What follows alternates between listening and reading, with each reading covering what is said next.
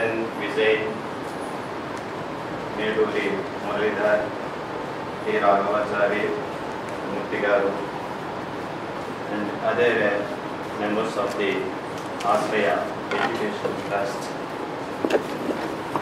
and my colleagues and my students. ఈ రోజున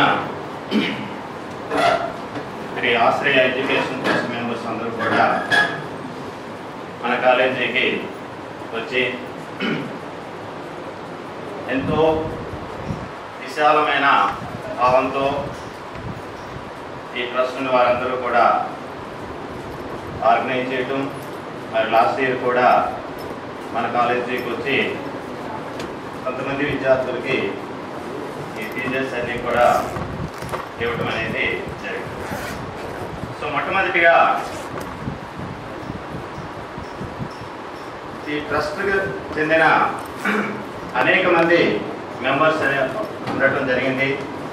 కొంతమంది ఈరోజు మన కళాశాలకు వచ్చి మన ముందు ఉన్నప్పటికీ వీరికి మరి ట్రస్ట్ వెనుకోండి మరి వారి యొక్క ఆర్థిక సహాయాన్ని అందజేస్తూ మరి ఈ విద్యార్థి లోకానికి ఇటువంటి సేవ చేస్తున్న ప్రతి ఒక్కరికి మన కాలేజీ తరఫున అనగా మేనేజ్మెంట్ తరఫున ఈ విద్యార్థుల తరఫున మన యొక్క స్టాఫ్ మెంబర్స్ తరఫున మొట్టమొదటి వారికి అభినందనలు తెలియజేస్తున్నాం.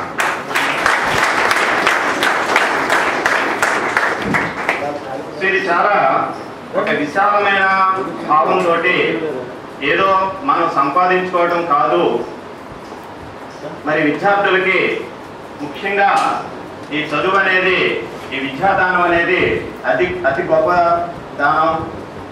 మరి అటువంటి విద్యాదానంలో మరి లెక్చరర్స్ యొక్క పాత్ర లేదా టీచర్స్ యొక్క పాత్ర ఎంత ఉంటుందో, దానికి మరి ఆర్థికంగా అర్హత లేని అనేక మంది వెనుకబడిపోవడం అనేది ఈరోజు జరుగుతుంది. సో ఈ విషయాన్ని ఈరోజు అనేక ట్రస్టులు అనేవి ఏర్పడి ఆ పేద విద్యార్థులకి ఆ మేధాశక్తి కలిగిన ఆ విద్యార్థుల్ని మరి ముందుకు తీసుకొచ్చి వారిని చదివించి వారిని కూడా ఈ సమాజంలో ఒక గొప్ప వ్యక్తిగా మరి తయారు చేయటం అనేది నిజంగా అభినందించవలసిన విషయం. ఎందువల్లంటే ఈ రోజున డబ్బు అనేది ఎవరైనా సంపాదిస్తున్నారు, కోట్లు సంపాదిస్తున్నారు. కానీ మరి ఇటువంటి ఒక మంచి భావం అనేది, ఆలోచన అనేది మరి కోట్లు సంపాదించిన వాళ్ళు కొంతమందికి ఇది కలుగుతుంది. అందులో మన యొక్క ఆశ్రయ ఎడ్యుకేషన్ ట్రస్ట్ అనేది ఒకటిగా మన అందరం కూడా గుర్తుంచుకోవాలి. సో ఇప్పుడు మనం ఇటువంటి ట్రస్ట్ ద్వారా డబ్బు తీసుకుంటున్నాం, లేదా ఒక ప్రభుత్వం ద్వారా స్కాలర్షిప్స్ తీసుకుంటున్నాం, లేదా అనేక మంది ఇలాగా మనకి తెర ముందుకు కాకుండా తెర వెనుక ఉండి కూడా వారి యొక్క ఆపన్న హస్తాన్ని అందజేస్తున్నారు. విద్యార్థి లోకం గమనించి